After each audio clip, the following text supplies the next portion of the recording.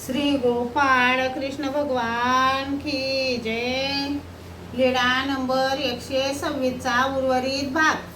कुंभी पाक नरक म्हणजे पाण्याने भरलेल्या लोखंडाच्या मोठ्या डेऱ्याखाली अग्निजाळ सतत चालू असतो। त्या डेऱ्यात जीवाला घालतात। डेऱ्यावर पर्वता एवढे झाकण ठेवतात। पाणी उकळत असते। झाकण उघडले की सर्व जीव व डोकी काढतात व बाहेर निघू पाहतात, पण यमदूत त्यांच्या कपाळावर मुदगल हाणतात, पुन्हा झाकण ठेवतात। असे ते कुंभी पाक नरक। खैरा इंगळ नरक म्हणजे औरच चौरस 12 गावापर्यंत खैराच्या लाकडाच्या विस्तवाचा दाट थर पसरवतात व त्यावर जीवाला चालवतात। दोन्ही पाय खस जळतात।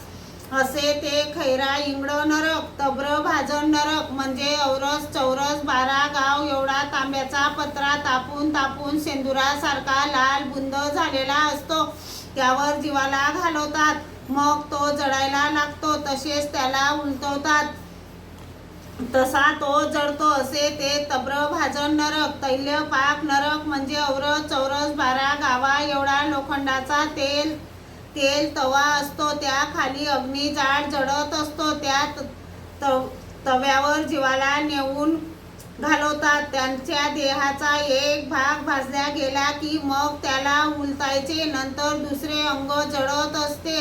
असे ते तैलपाक नरक। या नरकामध्ये दुःख भोगत असताना जीवाला एक घडी युगा एवढी वाटते। अशी युगावर युगे जातात बाई। महदायसा म्हणाल्या, एवढे दुःख भोगत असताना सुद्धा त्याचे देह नष्ट होत नाही, ते काय जी? सर्वज्ञ म्हणाले, बाई ते यातना देह की, तरी अशी नरकाची दुःखे कशाने चुकतील जी? सर्वज्ञ म्हणाले, बाई येथेच या होई जे ते चुकेती। श्री गोपाळ कृष्ण भगवान की जय।